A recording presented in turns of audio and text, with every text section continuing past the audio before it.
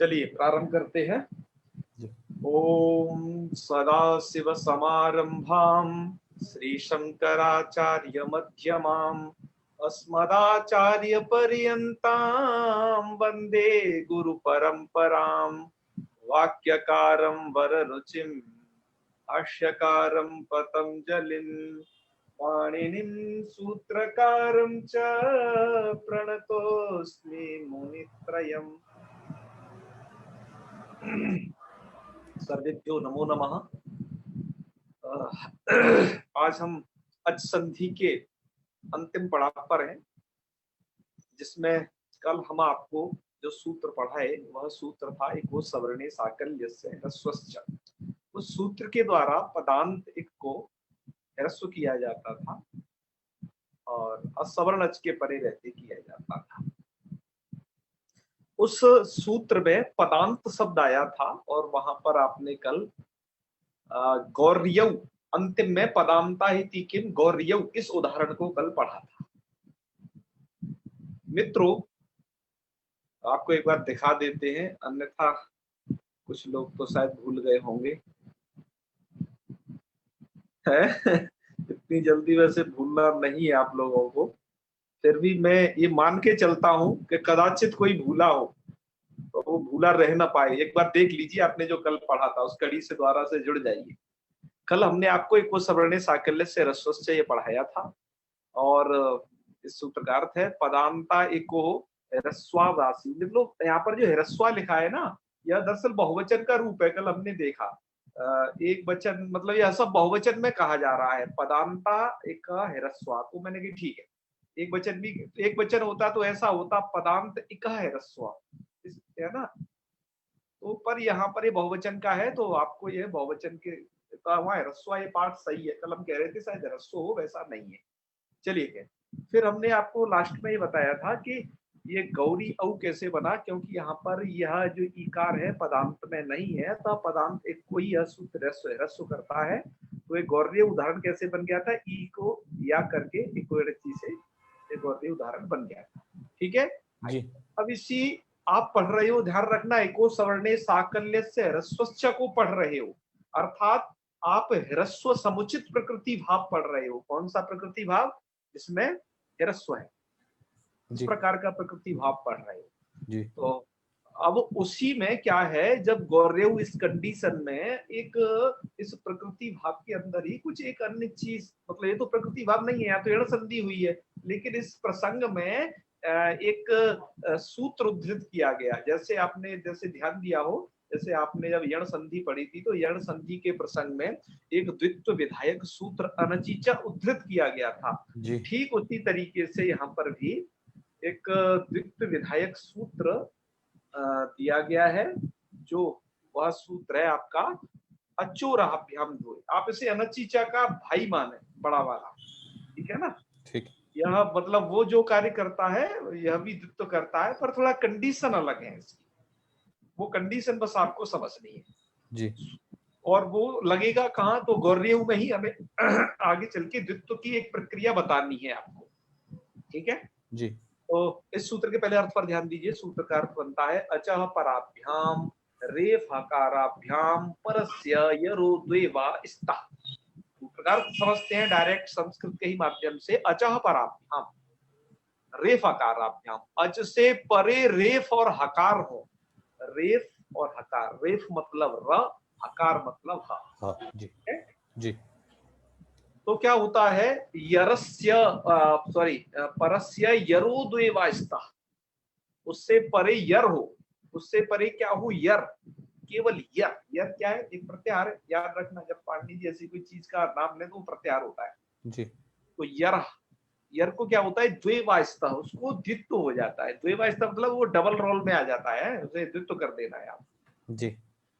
तो ठीक है, हाँ, यह इसका अर्थ हो गया। और इसका उदाहरण क्या है, इस प्रकार का दो यकार वाला गौर्यव। कल आपने अभी एक य वाला गौर्यव पढ़ा था जिसमें एक य आया था, पर आप इसमें थोड़ा ध्यान दे रहे हैं, दो य आ गए हैं बीच में, तो मतलब इस सूत्र द्वारा है द्वित्व हुआ है। ठीक है, एक बार डायग्राम के द्वारा समझ लेते हैं कि क्या है। देखो कंडीशन ये है कि अच होना चाहिए पहले, अच से परे बीच में होने चाहिए रेफ और हकार, बीच में रेफ हकार में से मतलब कोई एक, मैंने ऑब्लिक लगाया है इसलिए, ऐसा नहीं कि दोनों ही इकट्ठे हों, इनमें से कोई एक वर्ण बीच में होना चाहिए। जी ठीक है, जी उससे परे रेफ और हकार हो, उससे परे यदि यर होगा, यर, यर एक प्रत्याहार है, आप शायद प्रत्याहार बनाना न भूले हो तो आपको याद होगा सब कुछ को प्रक्रिया। जी जी जी तो यार में क्या क्या आता है, तो उसको क्या कर देना है, द्वित्व कर देना है। द्वित्व का मतलब उसको दो कर देना है, ठीक है, आप उसके स्थान पर द्वित्व लिख मत देना कहीं है, अरे जी बैठ के आते दो कर देना है। जी हाँ जी, क्या कह रहे थे? सर, हाइब्रिड के आते उधर 70 तक बनेगा ना ये तो 70 हाँ, के हयावर्ट के या से लेकर के 70। अरे संदीप जी, आपको मंगलाचरण करना था भाई, एक एक दिन आप मंगलाचरण करिए थोड़ा सा। गुरुदेव, हमारी हाँ, वाणी इतनी मधुर नहीं है कि अब आपके सामने उसको प्रस्तुत कर सके। नहीं नहीं, देखो परसों सुनिए, कल तो प्रतिपदा है, कोई बात नहीं, और किन्हीं के मत में आज भी अमावस्या और प्रतिपदा एक हो गई है, और कुछ पंचांगों में कल है, तो चूंकि हम कल मनाएंगे, परसों हलसंधि का प्रारंभ होगा, तो आप समय से आ जाइएगा, आपसे मंगलाचरण करवाना है हमें, सब लोग सुनने को उत्सुक हैं तुम्हारे अरे स्वरों को। गुरुदेव, ठीक भैया, है। मंगलाचरण मधुर है, वो मायने रखता है। हाँ, मंगलाचरण होना चाहिए, वो कैसा भी हो। देखो, भगवान ने हर एक प्राणी को एक खूबी के साथ बनाया है, वो उसी में पाई जाती है, और जगह नहीं मिलेगी, याद रखना। सही तो बात है आचार्य जी। हाँ, इसलिए कोई भी आदमी ऐसा नहीं है कि बेकार हो, भगवान की कोई कृति बेकार नहीं है, हर कृति आचार्य जी, के तो अंदर कुछ न कुछ ऐसी चीज है जो उसे यूनिक बनाती है। मंगलाचरण में आप जो बोलते हो वही करना है कि और भी कोई ले सकते हैं? अरे आप जो मन करे सो बोल देना, ठीक है। जी, हाँ हाँ, बिल्कुल, प्रयास आपको करेंगे आचार्य जी, आपको प्रयास करेंगे हाँ, जैसा भी होगा। बिल्कुल, आपको कोई चिंता नहीं करनी, ठीक है, हैं? जी तो जी चलिए हम आचार्य आगे जी। बढ़ते हैं, तो उसको यर्कुदित्व कर देना है। तो चलिए, क्या हम देखते हैं क्या एक गौर रही है इस प्रयोग में, क्या वो सब कंडीशन घट रही है? तो चलो आओ वो करते हैं, कल आपको पढ़ा दिया था, फिर एक बार देख लो। गौरी प्लस यऊ, औ और यण और ई को या कर लिया, तो दूसरी कंडीशन बन गई है, दूसरी वाली गौर या औ, है ना। अब इसी कंडीशन में आपको क्या देखना है, यहाँ जब यण कर लिया, तो यण करने के बाद आपको चोराभ्याम द्वय लगाना है। सूत्र क्या कहता है, अच से परी रेफ या हकार हो, तो यस, यहाँ है औ, औ के बाद है रेफ, मतलब ये र है, ठीक है, अच से परे रेफ मिल गया, कोई एक होना चाहिए, र या हम में से कोई एक। उससे परे क्या हो, यर हो, तो भैया यर में सबसे पहले नंबर पर तो यही आ जाता है, तो यर तो है ही। तो जी इसको क्या कर देना है, आपको द्वित्व कर देना है जी, हमने इसे द्वित्व कर दिया। जी द्वित्व कर दिया तो आप देख रहे होंगे दो या वाला रूप। जी अच्छा, पर ये मित्रों द्वित्व विकल्प से होता है, तो एक बार तो द्वित्व आपने कर दिया, तो यहां वाली कंडीशन को मिलाइएगा, ये सर्किल में है जो आप, तो फर्स्ट वाला रूप बनेगा गौर्यव, है दो यकार वाला रूप। जी और अब एक बार द्वित्व नहीं भी करता है, क्योंकि इसमें वा पद आया हुआ है, वा मतलब विकल्प से करेगा, तो एक बार द्वित्व नहीं करेगा, तो द्वित्व नहीं करेगा, तो इससे पिछली वाली कंडीशन यहाँ जो आपने कल बना दिया था रूप, एक यकार वाला रूप दूसरा गौरी बन जाएगा, ठीक है ना। जी तो चलिए, आप इसे अब समझ गए होंगे बड़े आसानी से, और अब हम बढ़ते हैं थोड़ा और आगे। आचार्य जी, और इस पे वगैरह तो समझ लिया था, हाँ, इसके और उदाहरण देख लीजिए जहां द्वित्व करता है ना, उन उदाहरणों को और बता देते हैं आपको। जैसे अन्य उदाहरण है इसके, यहाँ यहाँ मैंने लिखे हैं इसके उदाहरण, ठीक है, ये वाले, ये देखो, सरमा, आजकल तो सरमा में एक माँ लिखते हैं ना, पर डबल भी लिखा जा सकता है, शायद ये वेदों में आपको डबल मकार वाला रूप मिले, अथवा कहीं मिले तो आप उसे ऐसा मत समझिए अरे भैया ये कौन सा नया प्राणी आ गया, आज तक हमने देखा नहीं। आपको तब ये समझना है कि यहाँ चोर अभ्यम द्वेषित हो गया है, क्योंकि सरमा में क्या स्थिति है, आपको ध्यान देना है कि स है और स के बाद है र, है ना, और उसके बाद आ जाता है माँ, तो अच, अच से सॉरी क्या कहता है, हाँ, अच से परे रेफ या आकार, अच हो गया सा में अ, और उससे परे रेफ, रेफ हो गया र, सरमा का र, तो उसको क्या हो जाता है, अच से परे रेफ आकार, उससे परे यर हो गया माँ, इसलिए माँ को दुत्त हो जाएगा, इसलिए आप देख रहे होगे डबल मकार वाला, जी ठीक है। एक बार देख लेना, वर्णों को आप समझ गए हो। अब आपकी तरह, अब आपको ये वाली जो प्रक्रिया है ना, ये हम बच्चों की तरह बताते हैं बहुत, अब आप इससे थोड़ा ऊपर उठना शुरू कर दीजिए, अब आप डायरेक्ट थोड़ा इस तरीके से भी समझ लिया करिए, है ना। जी हाँ, धीरे धीरे हम इस परिस्थिति को भी त्याग देंगे और भी विशेष चीजों में फिर आगे बढ़ेंगे। अच्छा, ऐसे ही कर्ता है, कर्ता में आपने क्या देखा होगा, इन दोनों कर्ता में कोई अंतर है क्या? चलो मैं पूछता हूं, ये जो है किससे, प्रदीप। अब ये प्रदीप बरथरे जी, इन दोनों कर्ता में कुछ अंतर नजर आ रहा है? हाँ गुरु जी आ रहा है क्या कि अंतर है? पहले में तकार ये है, इसमें दुत्त हो गया तो इसमें डबल ता हो गया, बड़ा हो गया गुरु जी, दीर्घ हो गया। अरे दीर्घता मत कहो, ये कहो दो ता हो गए। दुत्त हो गया, उसको दीर्घ नहीं दुत्त हो गया गुरु जी, अचोराभ्याम द्वय से। अरे वाह, तुम इसे समझ पा रहे हो, पकड़ पा रहे हो, है? चलो मैंने जी मैंने तुमसे थोड़ा गलत पूछ दिया, किसी नए व्यक्ति से पूछना चाहिए जो इस अंतर को बिल्कुल समझते नहीं। डबल ता कैसे जुड़ा जाता है, यह नए जो हिंदी वाले होते हैं उनको बहुत थोड़ा कम समझ में आता है। अगर हिंदी वाले जो करता वो ऐसे ही लिखा करते हैं। जी जी जी, इला पारिक जी।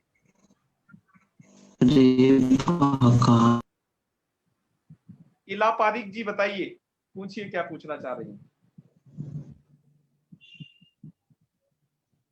हम आपकी आवाज को सुन नहीं पा रहे हैं। कोई बात नहीं, यदि कोई प्रश्न हो, आपकी आवाज नहीं आ रही हो तो हमें आप मैसेज भी कर सकती हैं, हम उसे पढ़ करके जवाब दे दें। क्या हुआ? आचार्य आचार्य हाँ जी, जी, हाँ जी। सुना इसमें जो एक कर्ता लिखा है, ये हाँ हाँ, ये इसमें जो रा है उससे परे यर है, ये ता, ता, तो ये खप, ये यर में आता है, खप चटक चटता में ता भी आता है उधर यर तक, हाँ हाँ आता है। तो इससे इसको दुत्त हो गया ना, ये रा से वो परे है। हाँ हाँ, इसीलिए ताकोदित हो गया, बहुत अच्छे, हाँ, इसलिए ताकोदित हो गया, ठीक है ना। चलो बहुत अच्छे, बहुत अच्छे। ओहो, लीला जी चलो। अच्छा अच्छा, एक मैं अभिजीत वो जी आया। शायद हमारे अभी साथ इसमें जुड़ गए, मैंने उनका नाम देखा था, अभिजीत मनसाले जी। हाँ हाँ, हाथ भी उठाया उन्होंने। शायद वो आप भी उठा रहे हैं। मैं आपसे पूछना चाहता हूँ, इन दोनों कर्ता में आप क्या अंतर समझते हो, थोड़ा सा बताइए। तकार डबल हो गया। हाँ हाँ, चलो बहुत अच्छे, आपको बहुत अच्छे संस्कार हैं, मैं समझता हूँ कि और बाकी लोग भी समझे रहे हैं, बहुत सारे ऐसे हैं कि मैं भी लेकिन सभी से मुझे क्या कहना है, परिचित नहीं हो पाया हूँ, लेकिन धीरे नाम ले ले करके परिचित हो जाऊंगा आप सभी लोगों से, आप लोग चिंता नहीं करें। जी गुरु जी, हाँ हाँ गुरु जी, जी, ये तकार पुनः यानी द्वित्व हो गया, लेकिन हाँ आपने एक बार एक सूत्र सिखाया था, वो संयोगांत वाला, संयोगांत पद से लोप, तो हाँ, इधर तो क्यों लोप नहीं हुआ फिर? वो पद के अंत में लोप करता है ना, इसलिए, ओके, हाँ हाँ हाँ हाँ हाँ, है ना। चलो बहुत अच्छे, पंतोला जी।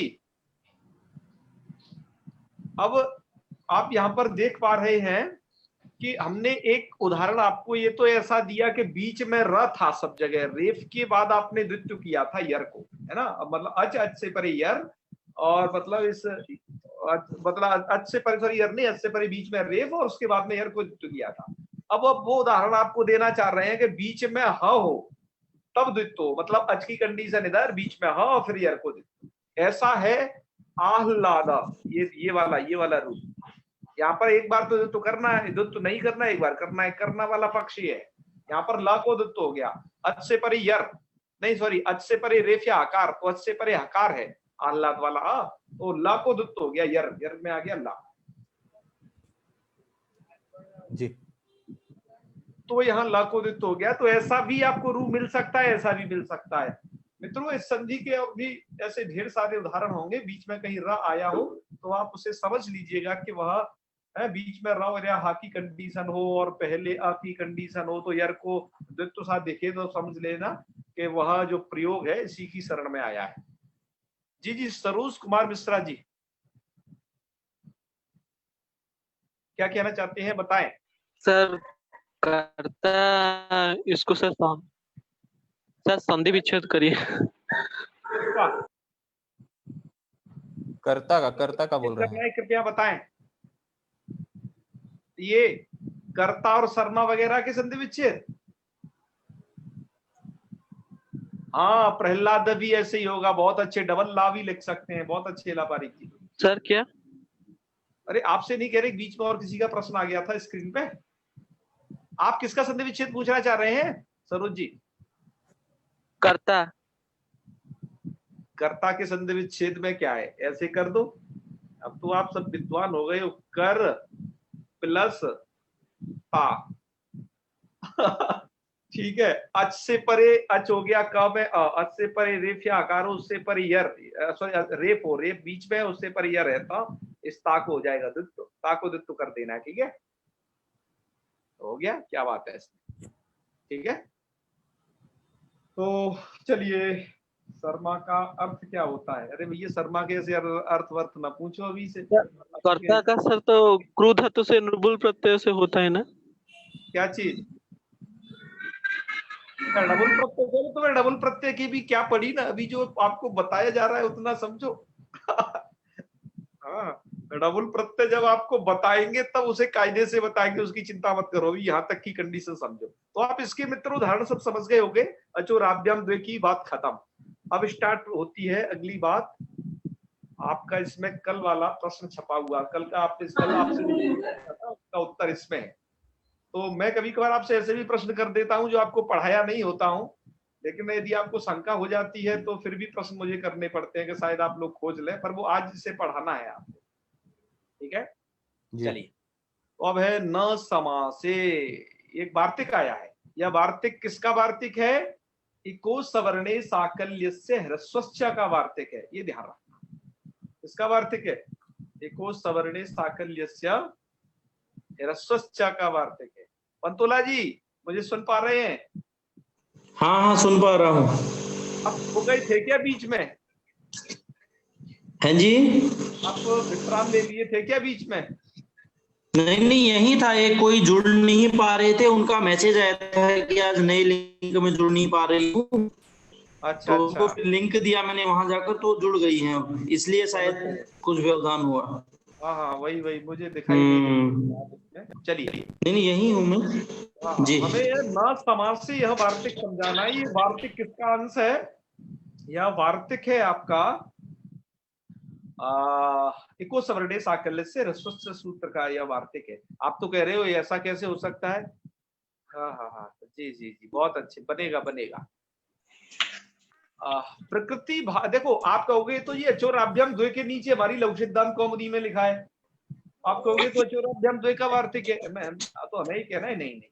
दरअसल क्या है, इको सवर्णे साकल्य से ह्रस्वस्य के प्रसंग में जब वो ह्रस्व का विधान चल रहा है तो उसमें पदांत वाली बात आ गई। तो पदांत वाली बात के आ जाने से गौर्यऊ में चूंकि नहीं ह्रस्व हो पाया तो वहां यण किया, लेकिन गौर्यऊ में कंडीशन आ गई कि द्वित्व करना है, तो एक उस सवर्णे साकल्य से ह्रस्वस्य बता, सॉरी ये अचोराभ्याम द्वे बताना पड़ा द्वित्व करने के लिए।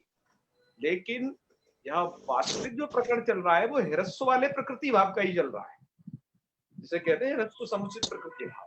तो अतः यह वार्तिक भी किसका है? को सवर्णे साकल्य से ह्रस्वस्य का शेष वार्तिक है। ठीक है, वो जो करता है वार्तिक उसका ये निषेध करता है।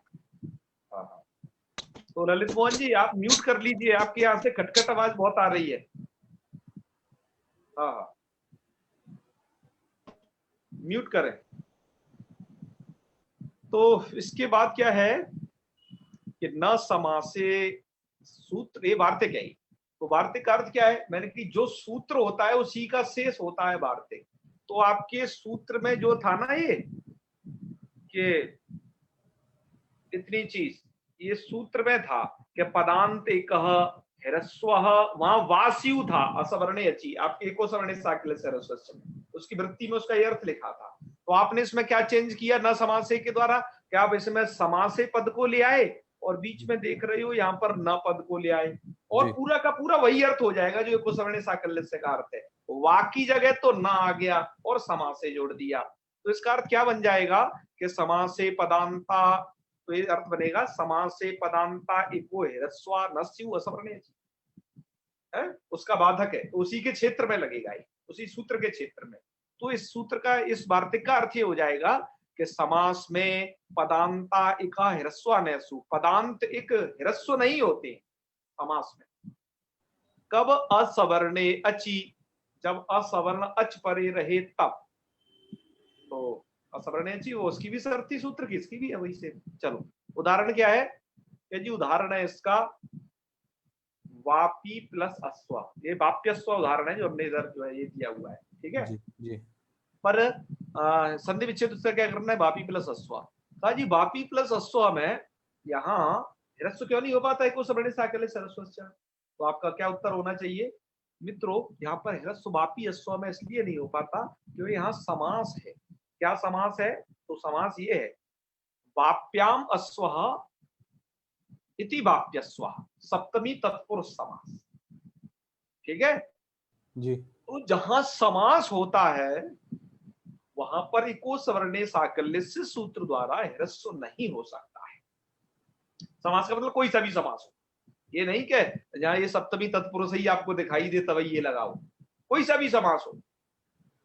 तो यहाँ पर चूंकि सप्तमी तत्पुरुष समास है तो इसलिए यहाँ पर ह्रस्व नहीं होगा है, और कोई भी समास में ह्रस्व नहीं होगा, तो इसलिए यहाँ पर मित्रों ह्रस्व नहीं हुआ इको सवर्णे साकल्य से ह्रस्व के द्वारा, क्योंकि न समास से वार्तिक ने निषेध कर दिया कि न समास से, अर्थात समास में इको सवर्णे साकल्य से ह्रस्व सूत्र प्रवृत्त नहीं होगा, तो नहीं हुआ। तो वाप्यस्व में आपने यण कर दिया तो बना दिया वाप्यस्व। ठीक है, कहते हैं भैया वाप्यस्व है क्या? अश्व का तो मतलब समझ में आ रहा है कि घोड़ा होता है, ये तो थोड़ा हिंदी और संस्कृत में मिलता ही जुलता शब्द है, पर ये वापी क्या है? जी तो वापी है, वापी वापी कूप तड़ाक होंगे। ठीक है जी धनंजय जी। तो वापी क्या है? आज की जनरेशन तो वापी बिल्कुल नहीं समझती होगी, शायद कुछ कुएं भी नहीं देखे होंगे लोगों ने, कुछ होने तो तालाब होता है शायद। तालाब नहीं होता वापी, हमें पता है।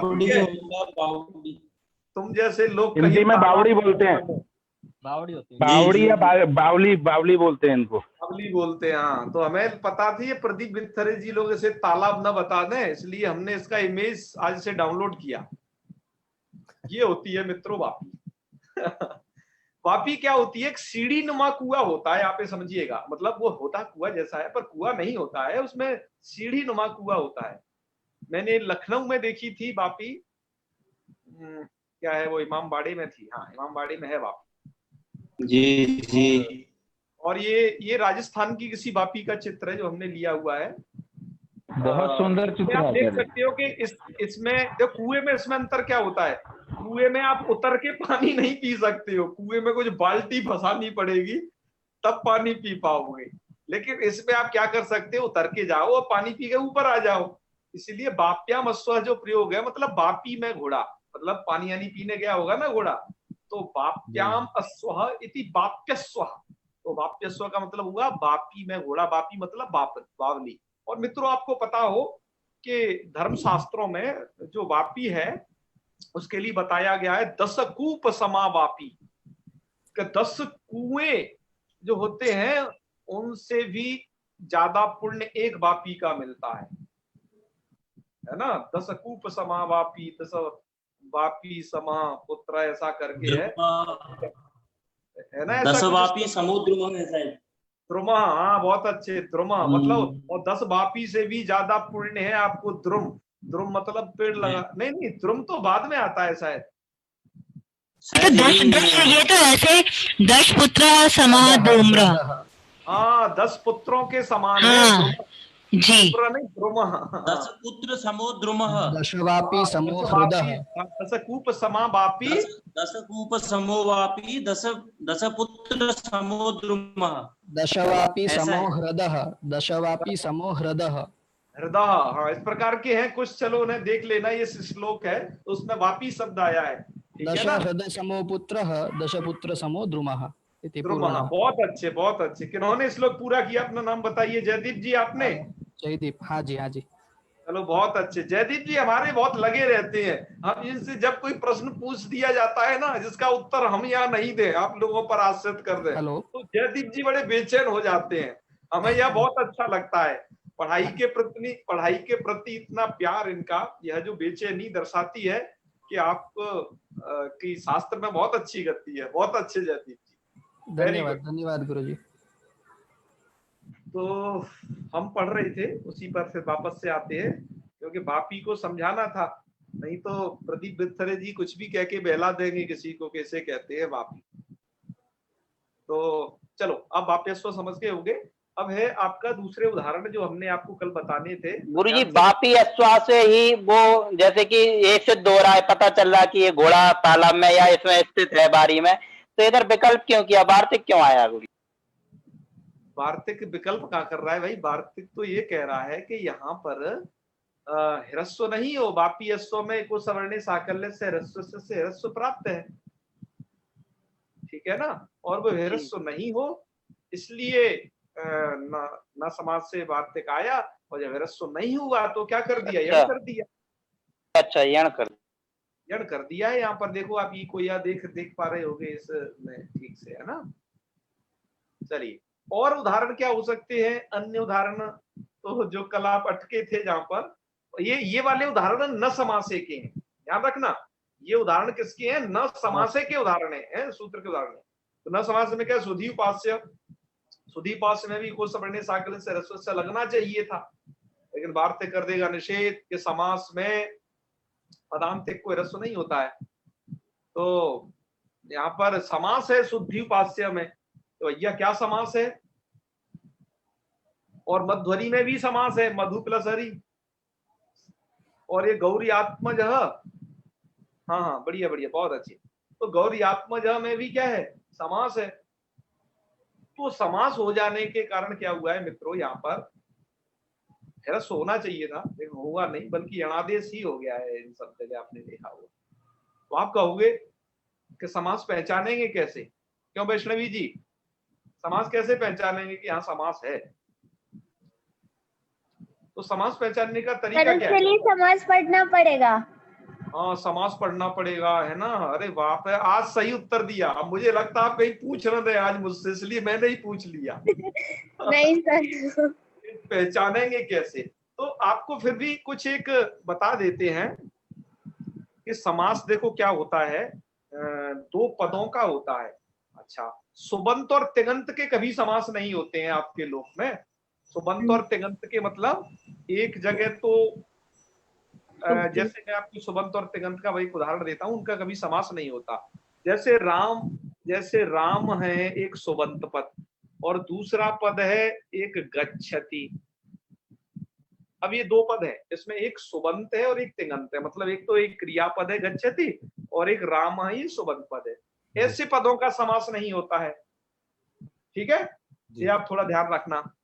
तो इसीलिए जहां समास होगा, जहां पर जैसे शुद्धि उपास्य में समास है, और वो समास क्या है?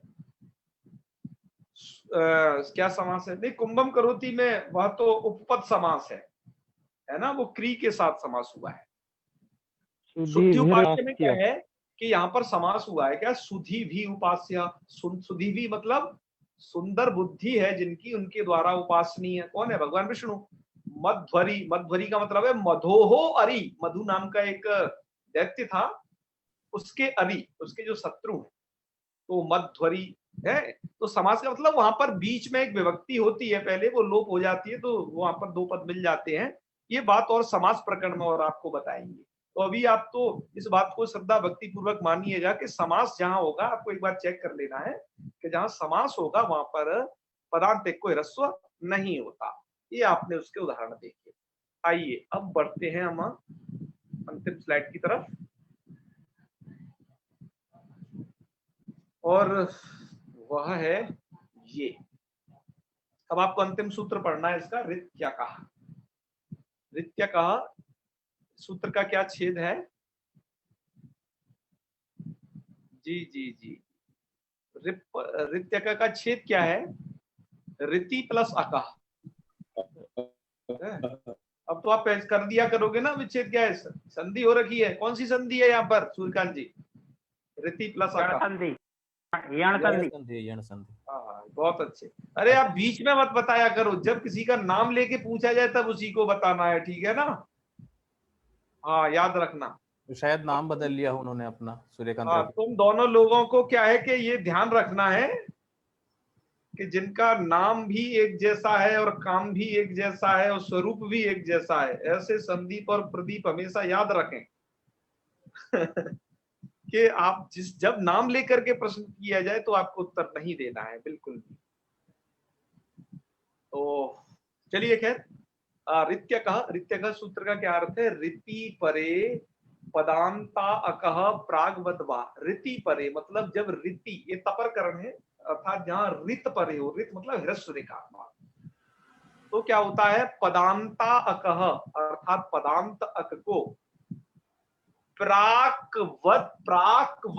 प्राक मतलब पहले की तरह, वत प्राकवत, वत लगा दिया, वत मतलब तरह, तो प्राक मतलब पहले की तरह, प्राक मतलब पहले, वत माने तरह, तो प्राकवत अर्थात पहले की तरह हो जाता है। यह क्या हो जाता है? पहले की तरह। वो वा मतलब वो कार्य विकल्प से हो जाता है प्राकवत, तो यह क्या पहले की तरह हो जाता है? ये ह्रस्व का प्रकरण चल रहा है, तो कहना पड़ेगा कि वो ह्रस्व हो जाता है पहले, अर्थात जो ह्रस्व चल रहा है वो सवर्णे साकल्य से ह्रस्व के द्वारा जो विधान है उधर, तो प्रागवत मतलब वही कार्य, प्राग मतलब प्रागवत मतलब पहले की तरह वही कार्य हो जाता है, मतलब ह्रस्व हो जाता है। ये बात निकल के सामने आई जी। तो आप ये देखिए डायग्राम में, ऋति परे मतलब रित तो इधर परे हो, ऐसा पदांत अक हो, अक मतलब एक प्रत्याहार है, इसमें अ ई उ ये प्रत्यय आते हैं और री तक है जी, री तक, और इसको ह्रस्व हो जाता है। ठीक है, पदांत तक को ह्रस्व कर देना है आपको, कब रित परे हो। तो ठीक है, उदाहरण बताइए। इसका उदाहरण है यही वाला, ब्रह्मा प्लस ऋषि। जी, क्या है? ब्रह्मा प्लस ऋषि। ऋषि। रित्य का सूत्र लगा दिया, रित परे है, ऋषि का री आप देख रहे हो इधर, रित परे है ना, जी, रित परे जी। है ये, उसको ह्रस्व कर दिया, तो यहाँ पर पदांत अक, पदांत अक है आपका ब्रह्मा का आ। हाँ, ब्रह्मा पदांत कैसे है? तो मैंने आपको बताया है कि वो विभक्ति का रूप है, मतलब ब्रह्मा, ब्रह्माणो, ब्रह्माणा। अब वो आपके वो जो 21 जो रूप होते हैं जिन्हें आप याद करते हो, वालकु वालका इत्यादि, वो सब उनमें से एक रूप होना चाहिए, से ब्रह्मन शब्द का ये ब्रह्मा रूप है। ठीक है ना? तो ये पदांत है, और पदांत अक है, अक है बाद में आ, तो उसको ह्रस्व कर दिया, दीर्घ है वो, तो एक रूप बन जाएगा ब्रह्मर्षि। ठीक है जी, और ठीक है, अब एक चूंकि वाह, प्रागवत वाह इसमें आया था, मतलब वो विकल्प से करता है, तो एक बार जब ये नहीं करेगा, अर्थात क्या नहीं करेगा? ह्रस्व नहीं करेगा, तो यहाँ कौन सी संधि प्राप्त थी ब्रह्मा प्लस ऋषि में? गुण संधि। गुण संधि, तो गुण संधि हो जाएगी। तो दूसरी बार आप देख रहे होंगे यहाँ पर गुण संधि हुई, आ और री इन दोनों के स्थान पर हो गया अर गुण हो गया, जी, स्थान पर संधि होती थी वो, तो मिलाओगे जब आप उसे, तो ब्रह्मर्षि ब्रह्मर्षि बन जाएगा। ठीक है, जी, ऐसे ही महा प्लस ऋषि है, क्या बनेगा? एक तो महर्षि भी बन जाएगा, जी, और जी, महर्षि ये भी बनेगा, जी, अलग अलग वाला भी बनेगा। ठीक है, जी, तो ये इसके और भी उदाहरण आप इस प्रकार के समझ सकते हो, या कोई ज्यादा कठिन नहीं है। चलिए, अब इसमें एक लास्ट में बात आती है, पदांता किम। हर एक आपको संधि के अंदर ज्यादा से ज्यादा ये पदांत ने आपको बहुत परेशान किया होगा, है आपके पीछे पड़ गया है संधि में, पदांता वाला चक्कर। तो पदांता वाला हम आपको बार बार वही बताते हैं कि पदांत जब आए कोई चीज, तो इसका मतलब है वह जो 21 विभक्ति है उनमें से किसी का रूप होना चाहिए, मतलब वो विभक्ति का रूप होना चाहिए। तो आप तो पहले पद का निर्धारण करेंगे कि ये पद, और जो पदकांत होता है वो पदांत कहलाता है ना। पद क्या है? सुप्तिगंतम पदम द्वारा जो पद संज्ञक है वो। जी, अब आपको बार बार बता चुके हैं, शायद आप समझ गए होंगे। तो पदांत कहने का मतलब है इस सूत्र में पदांत ग्रहण क्यों कर रहे हो, इस पर क्वेश्चन वाचक है। पदांत मत करो, ऐसा करो ना रित के परे रहते जब री परे हो, तो कैसा भी अक हो, वो कैसा भी अक हो, चाहे वो पदांत का हर किसी को क्या हो जाए? ह्रस्व हो जाए, तो भैया दिक्कत आ जाएगी। कहाँ? तो एक बताया इन्होंने, बिल्कुल बिल्कुल अच्छा है, वर्ष ऋतु इसी प्रकार से, बहुत अच्छे। तो आ प्लस ऋक्षत, यहाँ पर देखिए, तो आ प्लस ऋक्षत में क्या है मित्रों? ये ऋक्षत तिङंत पद है। क्या पद है ये? तिङंत। मतलब आप अभी तक तो सुबंत पद पढ़ रहे थे सब जगह, तिङंत का मतलब है आपने भवती, भवतो, भवंती, अभवत, अभवताम, अभवन इस प्रकार के रूप पढ़े होंगे, गच्छति, गच्छता, गच्छन्ति इत्यादि, ये सब तिङंत होते हैं, तिङंत पद। ठीक है ना? तो ये ऋक्षत भी एक वहीं का रूप है, इसको समझा देंगे। तो पद ये है, अच्छा पद ये है, तो पद के ये तो शुरुआत में ही आ गया आ जो जुड़ा हुआ है जी, ठीक है, तो ये तो पद के अंत में तो है नहीं, ये तो पद के क्या है है, ये तो पद के आदि में है बल्कि, है ना किसी, तो ये पद के अंत में नहीं है। तो क्या हो जाएगा यहाँ पर, इस वाले आ को रित्य का सूत्र द्वारा ह्रस्व नहीं होगा जी, क्योंकि ये तो पदांत अक को ही करता है। ये तो अक तो है लेकिन पद का अंत नहीं है, क्योंकि पद है आपका ऋच्छत और ऋच्छत के पद के अंत में है त, तो पदांत तो ता पर जाकर के बैठ रहा है। ठीक है, आचार्य जी आप पद ही नहीं है ऐसा कह रहे हैं कि आप पदांत नहीं है ऐसा कह रहे हैं? अच्छा अच्छा, आ जो है पदांत अर्थात पद के अंत में नहीं है, परंतु पद है। बात कर रहे हैं जी जी। ये आ जो है पद के अंत में नहीं है बल्कि पद के अंत में है तो। क्यों, मैंने आपको बताया कि तिङंत की भी पद संज्ञा होती है, तो तिङंत है ऋच्छत, है ना। तिङंत कौन है, ऋच्छत, और उसका अंतिम कौन है, त, तो पदांत हो गया ता, तो पदांत में है। अब आप क्या है, आप मित्रों यह नहीं है आपका पदांत है, ये तो पद के आदि में आ गया है।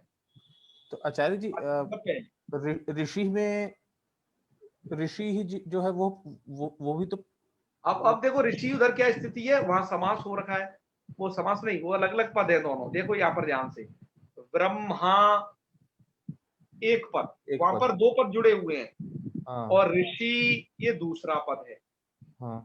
और यहाँ पर क्या है, टोटल मिलाकर के ही एक पद है, आ स्वतंत्र पद नहीं है, आ सहित पद है, पर वो पद के आदि में है आ, और ये ता पद के अंत में है।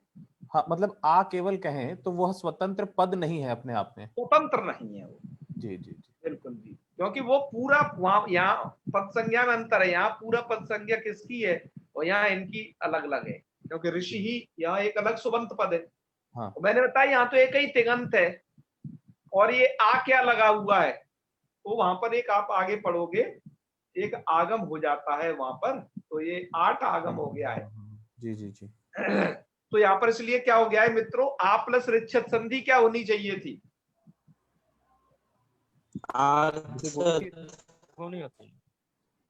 गुण संधि होनी चाहिए थी ना सूर्यकांत जी। जी, यहाँ गुण संधि होनी चाहिए थी, पर गुण संधि हुई नहीं। कारण क्या है गुण संधि नहीं हुई उसमें, एक सूत्र है जो आप आगे जाके पढ़ोगे, आपका एक वो सूत्र आपको जब आप तिङंत प्रकरण पढ़ोगे, न जाने कितने भाग्यशाली लोग पढ़ पाएंगे आप में से, तो एक सूत्र है आटश्च, ये मैंने यहाँ लिख दिया है आटश्च। तो ये आटश्च सूत्र द्वारा इसको वहां पर क्या हो जाता है, वृद्धि हो जाती है, गुण को रोक करके होती है। अच्छा, तो इसलिए आप देख पा रहे हो कि इस आटश्च सूत्र द्वारा यहाँ पर आर हो गया है, जी, मतलब वृद्धि आ और री के स्थान पर आर नाम की वृद्धि हो गई, इन दो वृद्धि हो गई। तो आपने आर और छत ऐसे कर दिया। अब जब आप इसको मिलाएंगे इसको, तो ये वाला रूप बन जाएगा, आर छत बन जाएगा। ठीक है गुरुजी, इसमें च कैसे गायब हो गया? हाँ वही आधा च कहाँ चले गया? क्या क्या कह रहे हो, क्या आधा च, अरे हाँ च इसमें से भाग छूट गया है।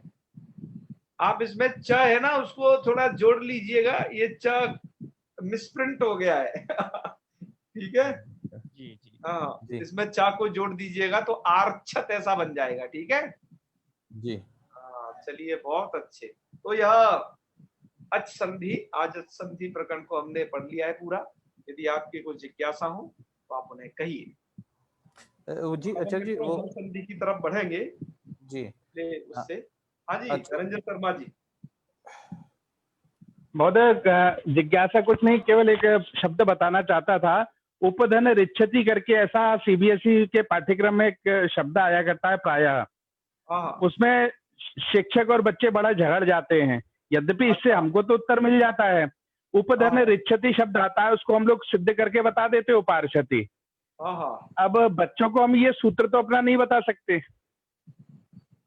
बच्चों को, क्योंकि सूत्र प्रणाली नहीं है। हाँ, तो बस केवल एक कोई ऐसा एक आपसे जैसे रेमेडी चाहता था कि बच्चों को हम बता दें और उनको पट जाए, समझ में आ जाए उनको कि हाँ साहब ठीक है। देखिए बच्चे दरअसल क्या है, वो तो ये पढ़े हुए हैं ना बच्चे, तो कि अवर्ण से जब अच परे हो तो गुण ही वो पढ़े होते हैं। जैसे कृष्ण रिद्धि, तो कृष्ण रिद्धि बन गया। हाँ जी जी, है ना। पर उपरक्षति में एक बात अलग है, वो आपको समझनी पड़ेगी उपरक्षति की। ठीक है, ठीक। वो बात ये है, एक मिनट, मैं थोड़ा, मुझे मार्कर का सहयोग लेना पड़ेगा। एक मिनट, आपको मैं दिखाई दूं, इसके लिए कुछ प्रयत्न करता हूं, बल्कि वो शब्द यहाँ प्रासंगिक लगा इसलिए हस्तक्षेप किया बस।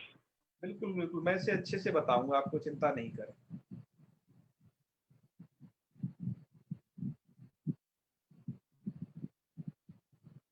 अच्छा, मुझे ही होस्ट हो गया हूँ, वो अपने आप को वो नहीं कर सकता, चलिए कोई बात नहीं। अच्छा चलिए, आप मुझे देख पाएंगे, देख, है ना? जी जी जी, दिख रहे हैं आचार्य जी। चलिए देखो, यह है, ये उप है और यह है विच्छति। आपको ये ध्यान रखना है, ये रिच्छति क्या है? धातु है। मेरी आवाज आप तक आ पा रही है? जी जी, समझ रहा हूँ जी। रिच्छति है धातु, समझ गए। और यह है उपसर्ग। यह क्या है? उपसर्ग। जी, उपसर्ग बच्चे है। जहां पर ऐसी चीज पढ़े होते हैं, जैसे आ के बाद री होता है, जैसे महर्षि, देवर्षि, वहां वो प्रायः जी, गुण जी। समझते हैं। तो उसमें से भी मैं जी। लिख देता हूं, देव प्लस ऋषि। आप बच्चों को क्या समझाएंगे, मैं आपको वो बता रहा हूं।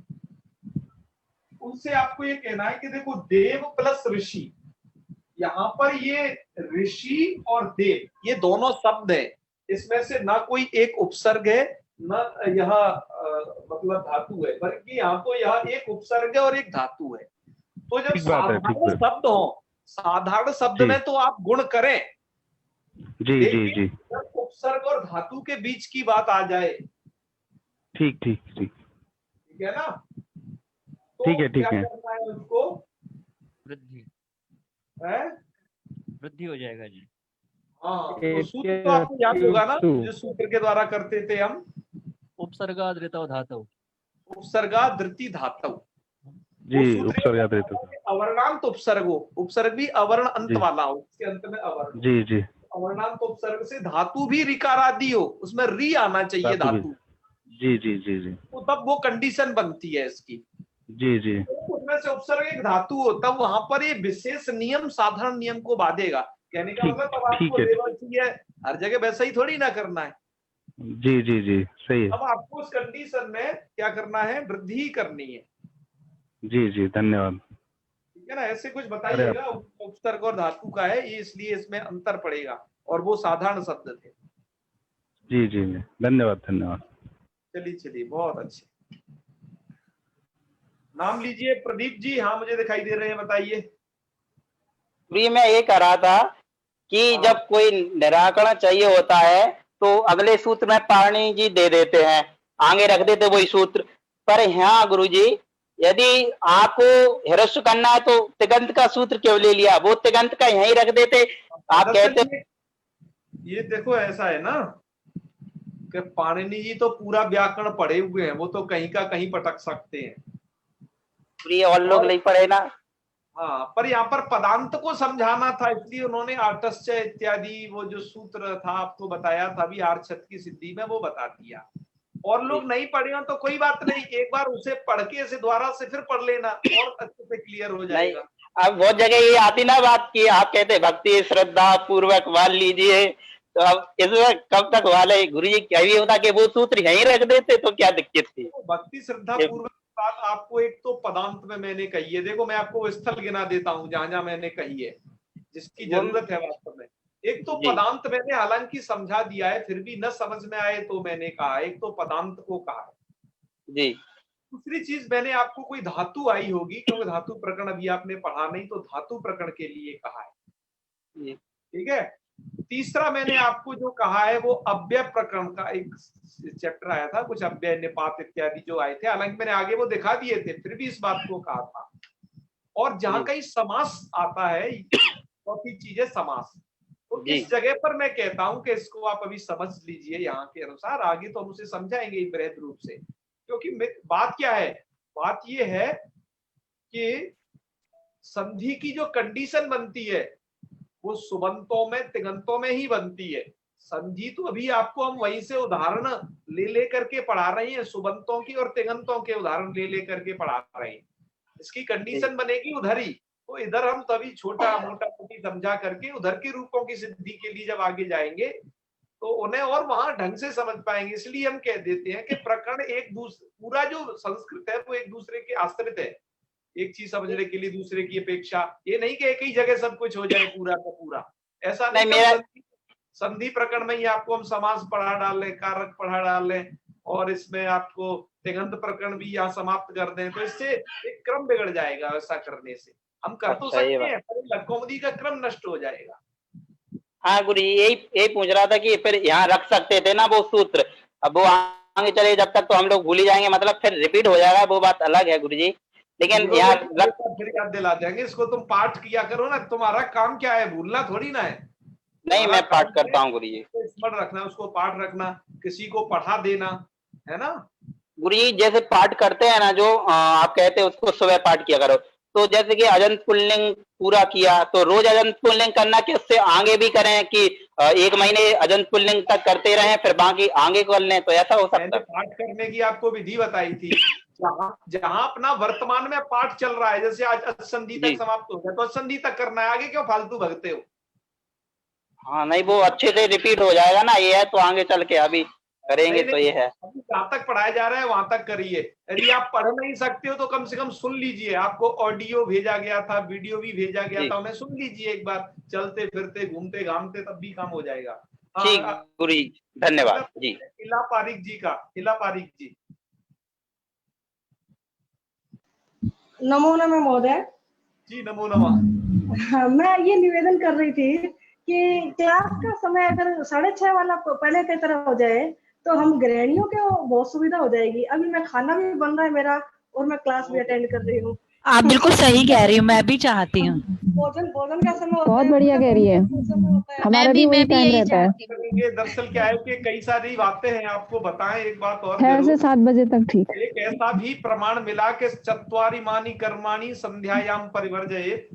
हालांकि आगे चल के तो क्या होगा कि यह शाम वाली चीज कट जाएगी, 4 चीज सायंकाल में नहीं करनी चाहिए, ऐसा शास्त्र कहता है। हाँ जी, वो सुना है मैंने वो भी। इसी कारण से हम थोड़ा आगे बढ़ गए थे, बस हल्का सा ही तो आगे बढ़े थे, आधे घंटा, ज्यादा थोड़ी ना। अच्छा अच्छा अच्छा, चलो कारण था और कोई नहीं। चलो ठीक है ठीक है। भोजन मुझे भी बनाना पड़ता है पर मैं ये सब कर लेता हूँ बहुत आसानी से।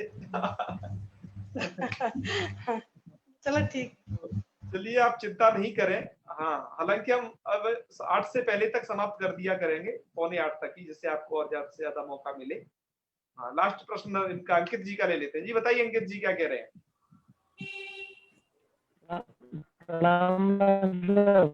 हाँ बोलिए बोलिए महादेव। तुम्हारी आवाज साफ नहीं आ रही है, तुम जहाँ रहते हो ना वहाँ नेटवर्क कवरेज अच्छा नहीं है।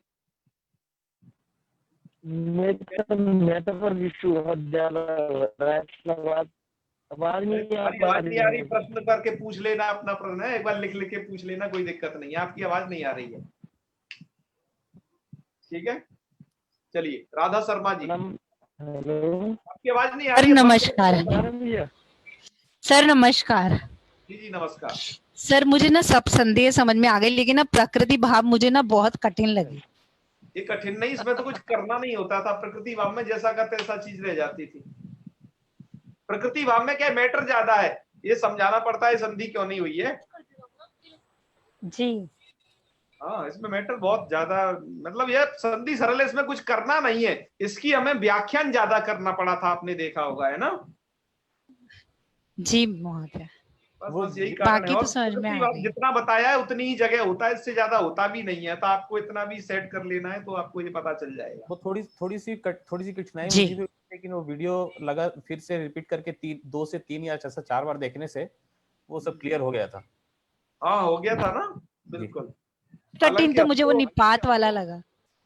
अरे निपात वाला कोई चीज नहीं है, आप उसे एक बार दोबारा से देखिए। मेरा एक प्रश्न है, मैं हाथ उठा नहीं सकता हूँ को-होस्ट होने के नाते।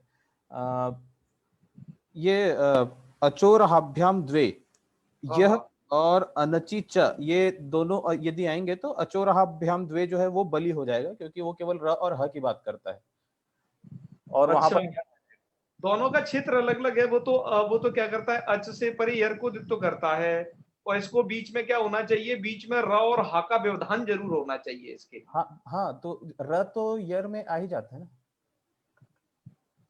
पर वो उसको तो फिर बाद में अच परे नहीं चाहिए।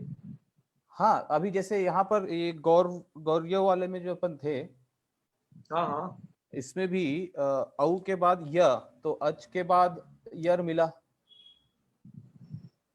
अच से परे यर मतलब आप कहना चाहते हो रा को दित्व कर सकते हो, हाँ है ना? हाँ, औ के बाद र के बाद य, तो र जो है वो यर में आ गया। हाँ, तो रा को दित्व कर सकते हो, यही कहना चाह रहे थे ना? जी जी जी, उसके बाद अनचि। हाँ हाँ हाँ, लेकिन चूंकि इसका एरिया कम है अचोरहाभ्याम द्वे का, जो आपने उसमें बलि होता है बताया था अपवाद, और उसमें पर मैं आपको एक बात और बता दूं, इसलिए द्वित्व के विषय में जितना भी द्वित्व है वो सब वैकल्पिक है। देखो आपने जैसे अरचीचा देखा हो, वो भी विकल्प है। हाँ हाँ हाँ, अचोरहाभ्याम द्वे देखा हो, ये भी द्वित्व विधि विकल्प है।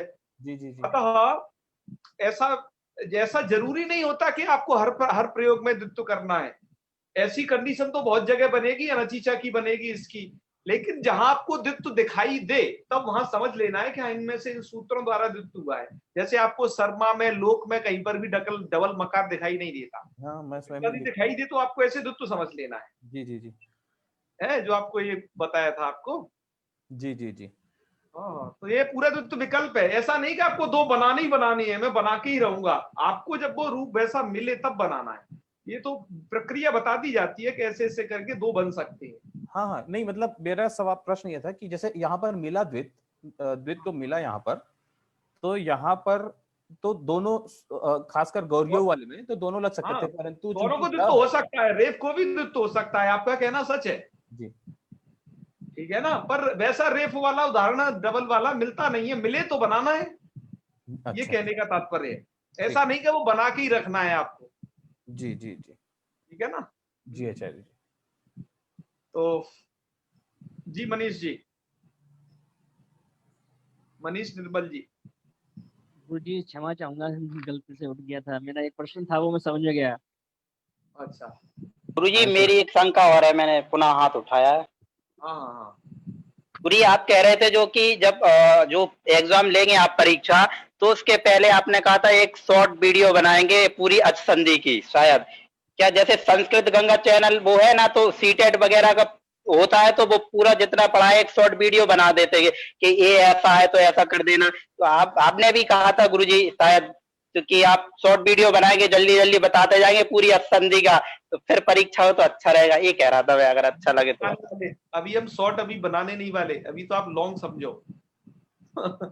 ठीक है जी अभी गुरुजी, हम क्या है, आगे के हमें प्रकरण पढ़ाने, हमें हल संधि प्रकरण पढ़ाना है, और भी शॉर्ट वीडियो का कोई मतलब नहीं, यह विस्तार से बता दिया आपको एक बार, तो आप इसे देख लीजिए। शॉर्ट वीडियो फिर एक ही बनेगी, जैसे पूरी अच संधि की एक, संज्ञा प्रकरण की एक, पर वो आगे चल के बनेंगी, अभी नहीं। ठीक गुरुजी, ठीक।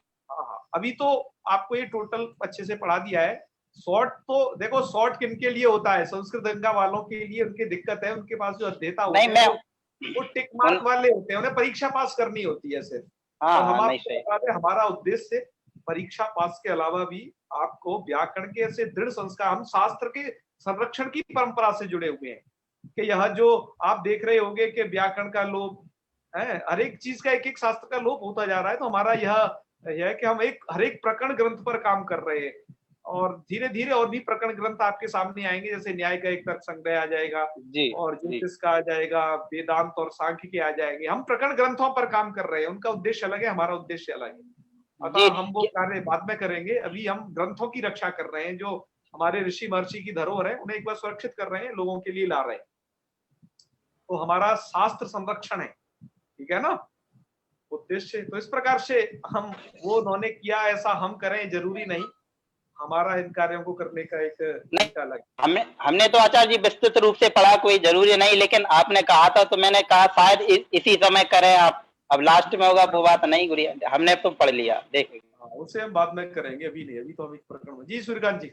अच्छा वो आउट ऑफ टॉपिक था थोड़ा सा, आप वो जो न्याय वगैरह का जो उदाहरण देते हैं ना, कमल दल वाला एक न्याय है और ऐसे ऐसे वो वो किस चीज के अंतर्गत आता है, मतलब उसकी अगर जैसे पढ़ना हो उसके बारे में तो न्याय की पुस्तक, वो पुस्तक अवेलेबल है, लौकिक न्याय संग्रह करके पुस्तकें अवेलेबल हैं।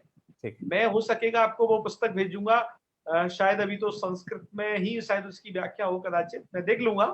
जी जी जी। वो सभी न्याय उन लौकिक न्यायों का संग्रह है एक किताब के अंदर, तो आप वहां से देख सकते हैं। जैसे लोक में कुछ प्रचलित होते हैं ना न्याय, वैसे ही जो न्याय शास्त्र कहते हैं वह यही है, वो अलग है, वो अलग है। न्याय शास्त्र अलग है, जो ये न्याय संग्रह है ये अलग है, ये लौकिक न्याय है। ठीक है ना जी। तो चलिए समापन करते हैं, फिर अब हल संधि में मिलेंगे। हल संधि में हल संधि आपको पता चलेगा, हल संधि को जब आप पढ़ोगे कि हल संधि पढ़ते ही आप वैयाकरण हो जाओगे। बस हल संधि में आधे वैयाकरण हो पाए, आधा व्याकरण आपको आया, हल संधि में पूरा आ जाएगा, वो संधि लगभग पूरी हो जाएगी, विसर्ग संधि तो छुटपुट बचती है, तो उसे हम पढ़ेंगे। इसलिए तो आप प्रश्न बना करके भेजिएगा, शायद आपको प्रश्न बनाने में कुछ तकलीफ हो रही हो, नहीं तो जिससे कि हम कल वो ले सके, आपका टेस्ट वगैरह कुछ है आप उसे हल करें। तो चलिए आपसे विदा लेते हैं। ओम सर्वे भवन्तु सुखिनः, सर्वे सन्तु निरामयाः, सर्वे भद्राणि पश्यन्तु, मा कश्चित् दुःखभाग् भवेत्। ओम शांतिः शांतिः शांतिः। सर्वेभ्यो नमो नमः। शुभरात्रि। नमो नमः आचार्य जी। शुभरात्रि महोदय, शुभरात्रि। शुभरात्रि शुभरात्रि। मीटिंग एंड करनी पड़ेगी यहाँ से आज।